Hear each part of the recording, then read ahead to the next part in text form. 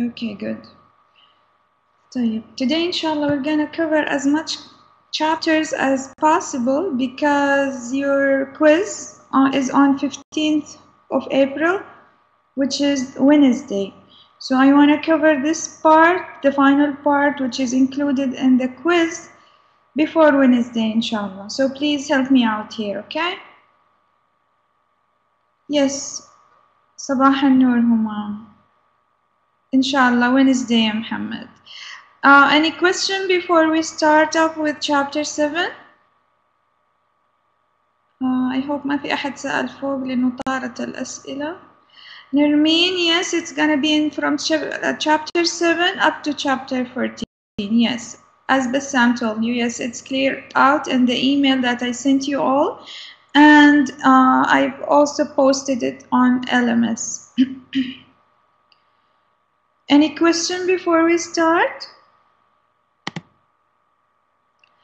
It seems like there are no questions, so okay, let's go ahead with chapter 7. In chapter 7, we will talk about the organizational structure versus the organizational culture.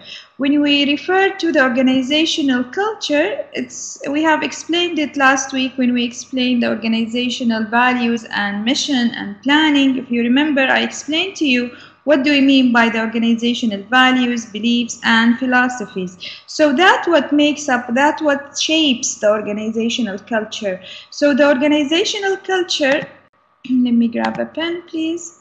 Yes, the organizational culture is the firm's shared values, beliefs, traditions, philosophies, and the role models for the accepted behavior by the employees within the organization, and it could be expressed either formally, in a formal way, they can show their organizational culture in a formal way through what they have stated in the mission, through what is recorded in the Code of Ethics, and we explained this in the previous chapters, and it could be expressed informally in an indirect way through the way they dress, the way they act within the organization, the way they deal with their colleagues, the way they do the discussion with the co-workers, and so on. And that's why we can say that the organizational culture helps to ensure that everyone in the organization would share the same values, have the same beliefs, and they are following the same rules. And when it comes to the problem solving, they are approaching the same way of solving these problems. And this is an example. Ru'a, صوتي في صدى. Is it the same for everyone?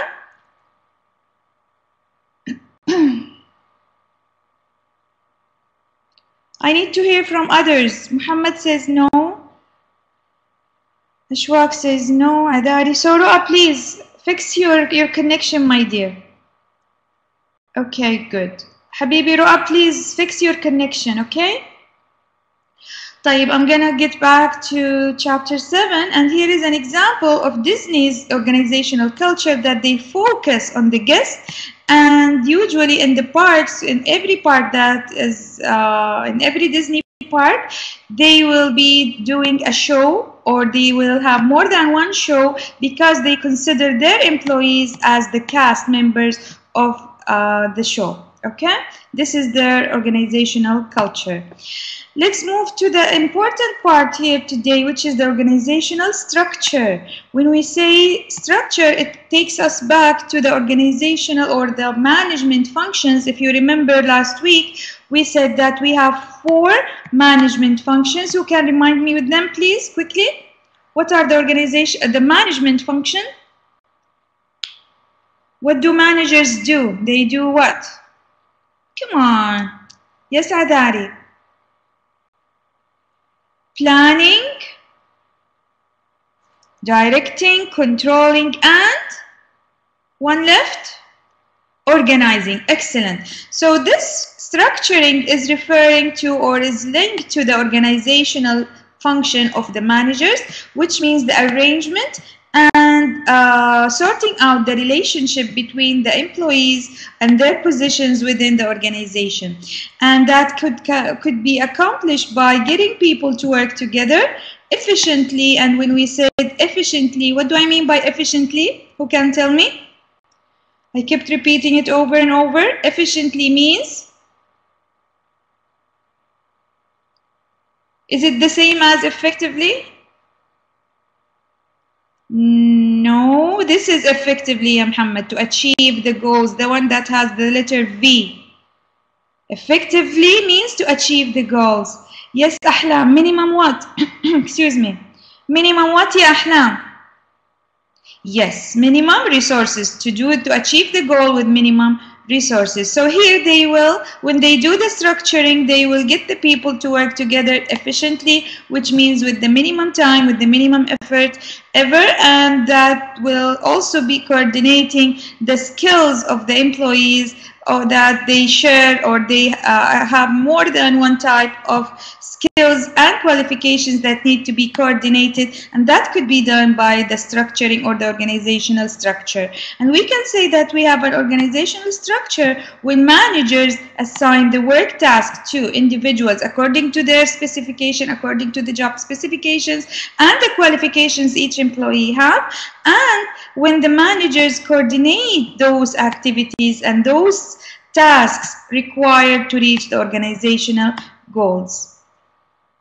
We have what we call the organizational chart. The organizational chart is the visual display of the organizational structure. So here we have the organizational structure is how the relationship between the positions are arranged. How can I visually represent it? How can I draw it? How can I make it visible to others? Not in words, in a diagram. We call this the organizational chart. So it's the visual display of the organizational structure that shows the lines of authority or the chain of command between the positions within the same organizational chart, the staff relationships or the relationship between the employees, the lines of communication that could occur between the employees, and the permanent committees that are available within the organization. And we will talk about the committees and the task force as types of groups at the end of this class, inshallah.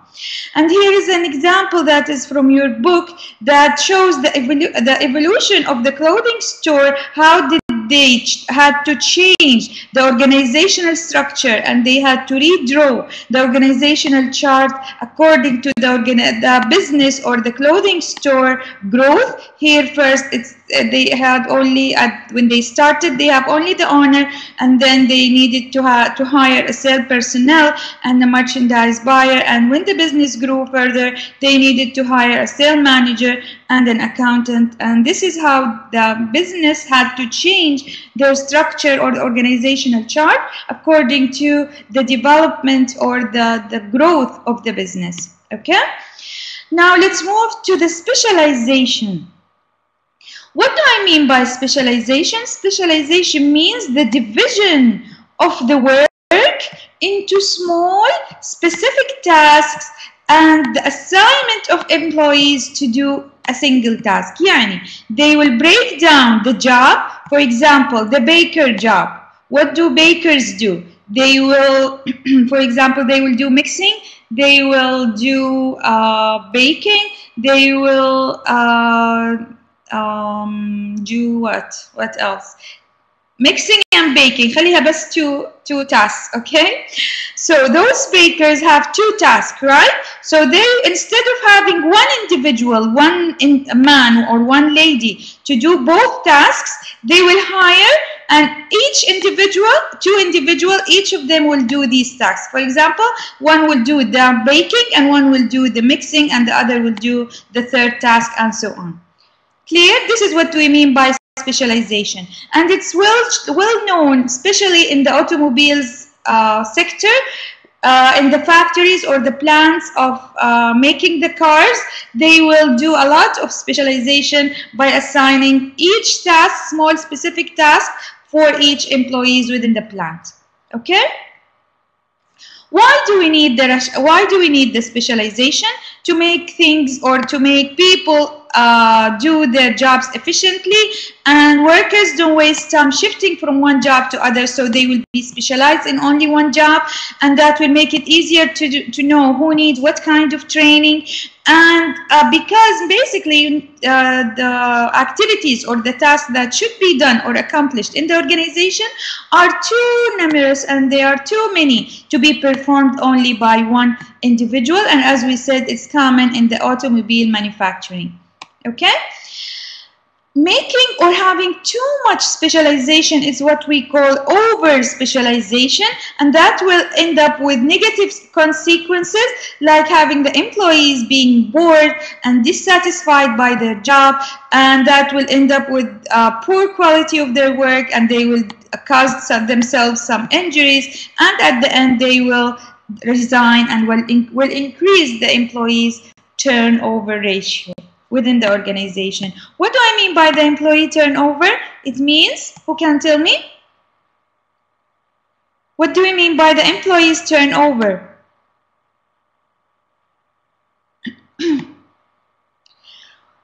Yeah. Yes, when they retire, when they resign, yes, when they leave the job. So it's the ratio of the employees who need to be replaced within a period of time because they left the job or they have been fired from the job. Okay, this is the employee turnover. Clear?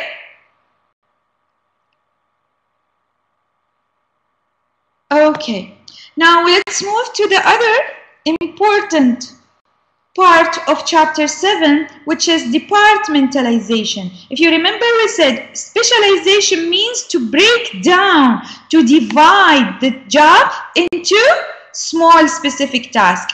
In departmentalization, it's the opposite. They will be doing grouping of the jobs into working units. يعني they will be يجمعوا الوظائف المتشابهة in the same department or in the same units or in the same groups or divisions. Okay, according to what? According to 4 bases, and this is what we call the departmentalization types. Okay, we have 4 departmentalization types. We have the functional departmentalization, product departmentalization, geographical departmentalization, and customer. And these are important. They could come in the quiz. So please make sure you understand them very well. Okay, the first one, it's the functional departmentalization, which means they will do the grouping of the jobs according to the ones that perform similar functional activities. For example,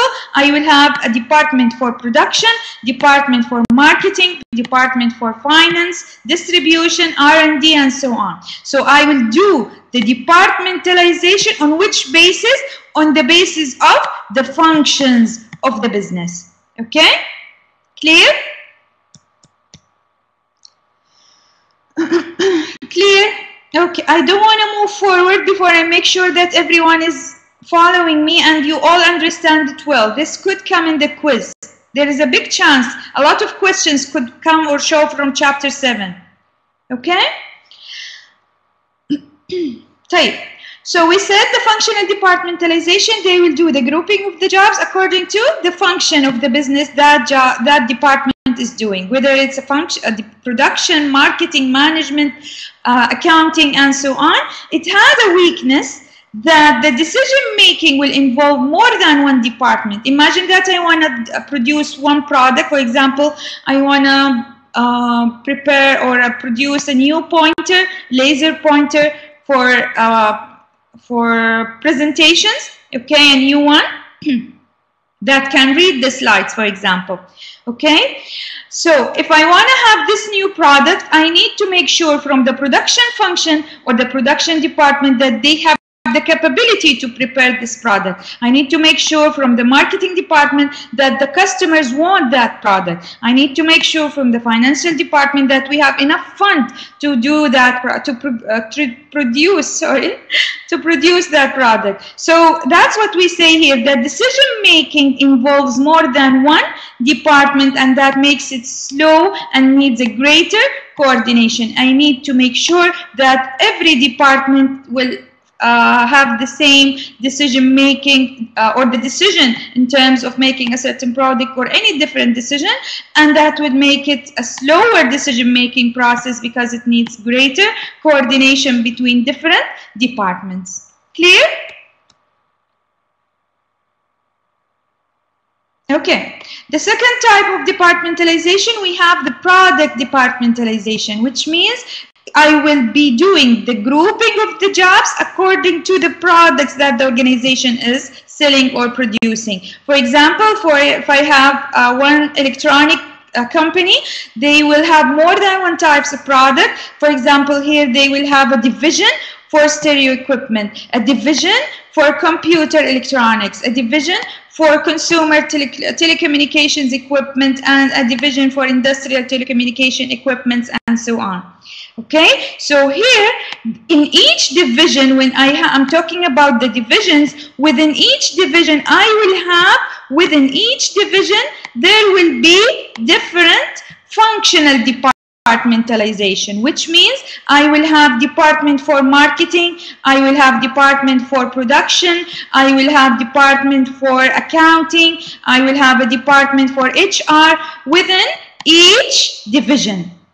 Clear? And here also I will have different functional departments within each division. Clear?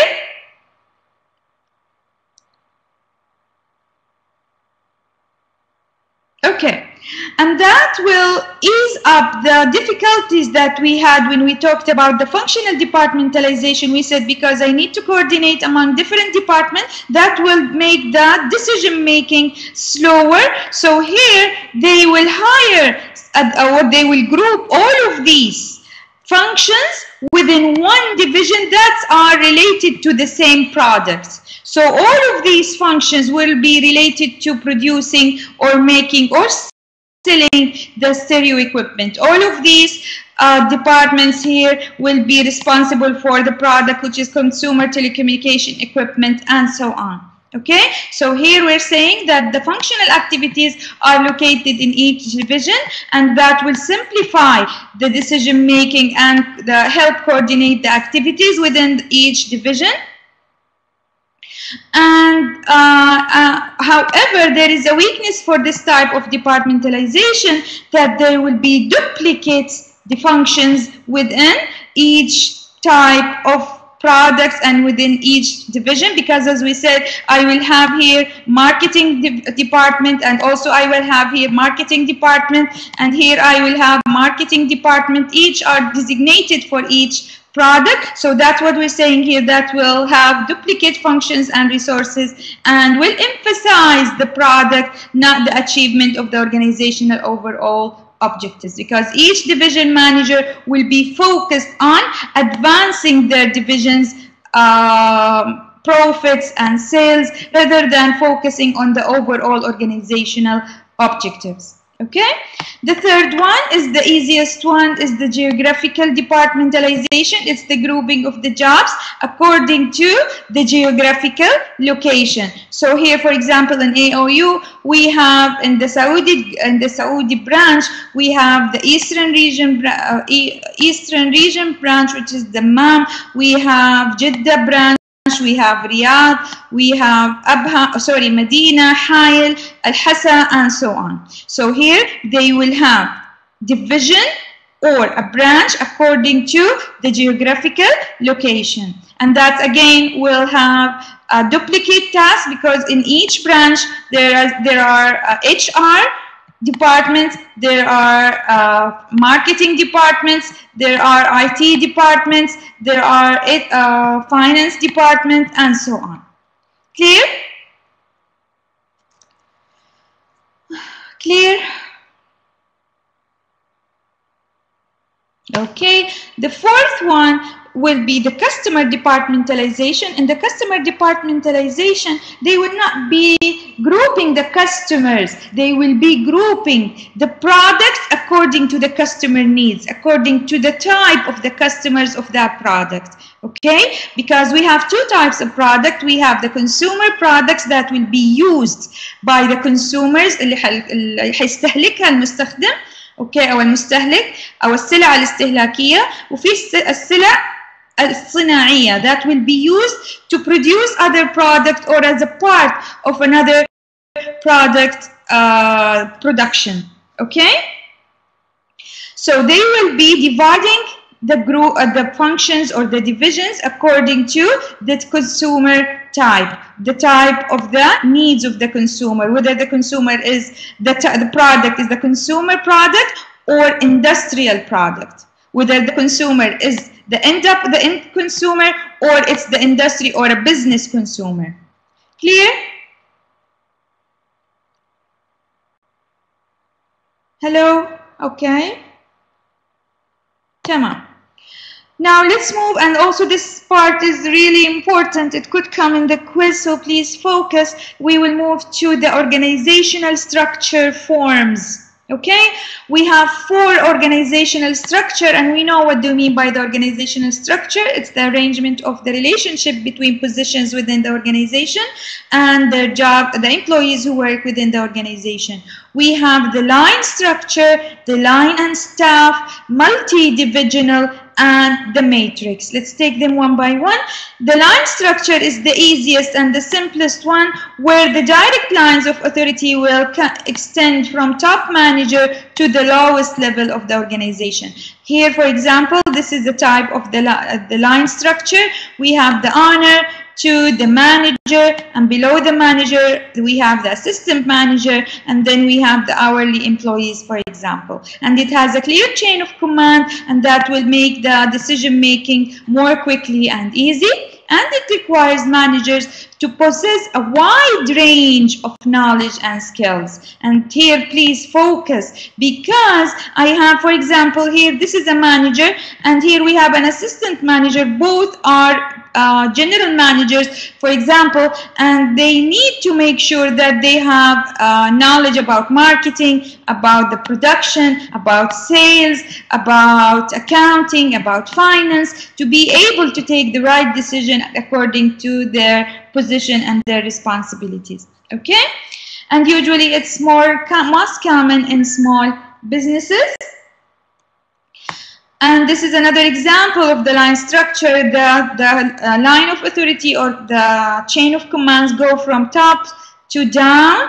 We have from the manager to the assistant manager to the retail store manager and to the daily workers and so on. Clear?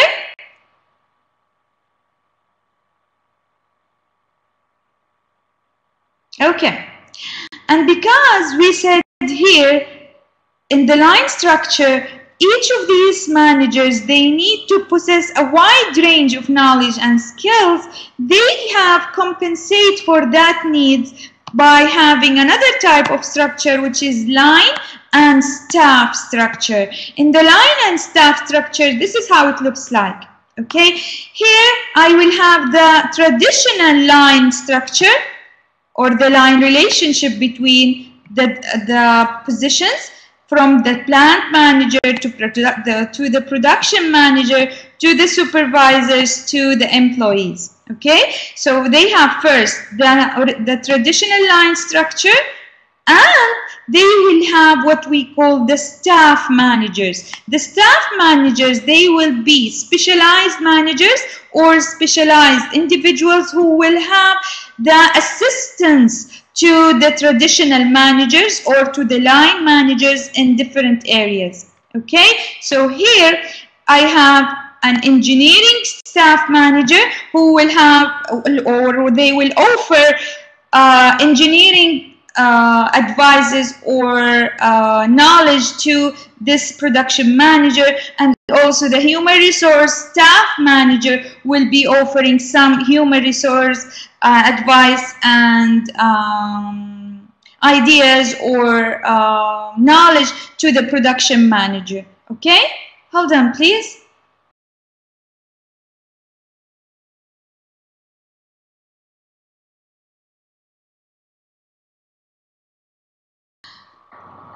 Okay, I'm back. So as we said, in the line structure, I have the traditional line structure, the line and staff structure. I have the traditional line structure, which goes